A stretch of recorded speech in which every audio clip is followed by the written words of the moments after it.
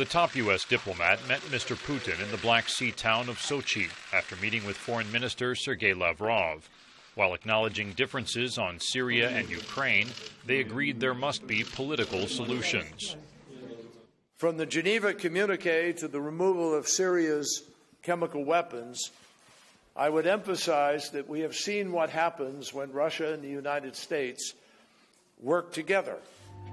Russia denies sending military aid to Ukraine's rebels, but Kerry and Lavrov stressed common views. There are certain disagreements between Russia and the U.S. about the genesis of this crisis and current estimations of its development, but we were united in the opinion that it should be solved only in a peaceful way. A Russian opposition report claims the Kremlin spent billions funding Ukraine's rebels and sending its own forces, and that relatives of killed troops were threatened or paid to keep silent.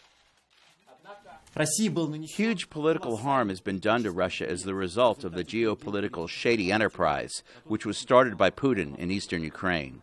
The report was the work of opposition leader Boris Nemtsov, who was gunned down in February just meters from the Kremlin.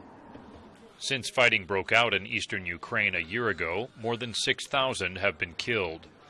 But fears of a new surge in violence are overblown because the Kremlin's mood is shifting to accommodation, says Dmitry Trenin, director of the Carnegie Moscow Center.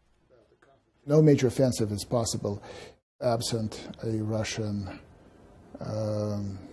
nod or Russian acquiescence.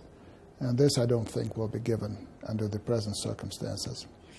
Political analysts say visits like Secretary Kerry's are welcomed in Russia because despite the Kremlin's actions in Ukraine, Mr. Putin wants to portray his government as a peacemaker that is open to dialogue. He also wants a return to the Soviet-era treatment of Russia when it was respected as an equivalent but alternative voice to the United States in global affairs.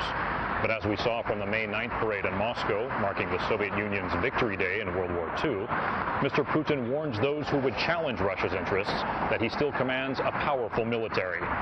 Daniel Sheriff, VOA News, Moscow.